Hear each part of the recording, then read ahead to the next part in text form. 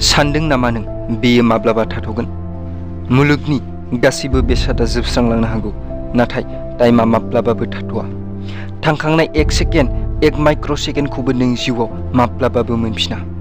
टाइमा फ्रि, नाथाय बेखौ मुलुगनि रावबो आरबपतिया रांजों बायनो हाया। मानोना टाइमा बेसेन गैया, नाथाय नों बेखौ इउज खालामनो हायो। जों सानोदि जोंनियाव गोबां टाइम दं, दिनै दं, गाबोन दं, मास, बोसोर, गासै जिउ दं। जुदि नोंबो बेबादि सानदों, अब्ला नों जिउआव माब्लाबाबो गावनि थांखिखौ पुरा खालामनो हानाय नङा।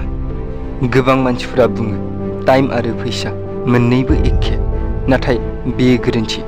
मानोना नों थांखांनाय फैसाखौ फिन खामायफिननो हागोन, नाथाय नों गावनि थांखांनाय टाइमखौ गावनि जिउआव माब्लाबाबो मोनफिना। जों टाइमजों फैसाखौ आरजिनो हायो, नाथाय फैसाजों टाइमखौ माब्लाबाबो हाया।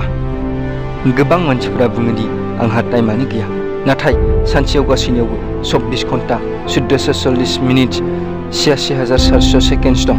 बे टाइमजोंनो दिनै Mark Zuckerberg, Cristiano Ronaldo', Sachin Tendulkar, Elon Musk मुं जाबाय। नाथाय माबोरै?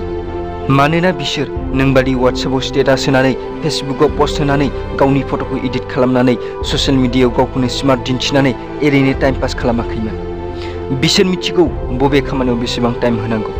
1 सेकेन्डसबो ओरैनो बिसोर बेकाराव हेगारहराखै, जायनि थाखाय दिनै मुलुगाव बिसोर सिनायजादों।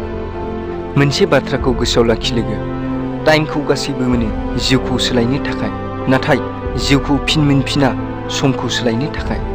गावनि 1 सेकेन्डबो टाइम ओरैनो दा हगारहर। फुङाव सिखारब्ला गावखौ बादा खालामदि दिननि 1 सेकेन्डबो ओरैनो हगारहरा होनना। जिउआव अरायबो सानै हयै मोजां खामानियाव गावनि टाइमखौ बाहाय लोगो। सोलाय, गावनि साननायखौ सोलाय। दानो, दिनैनो गावनि साननायखौ सोलाय लोगो।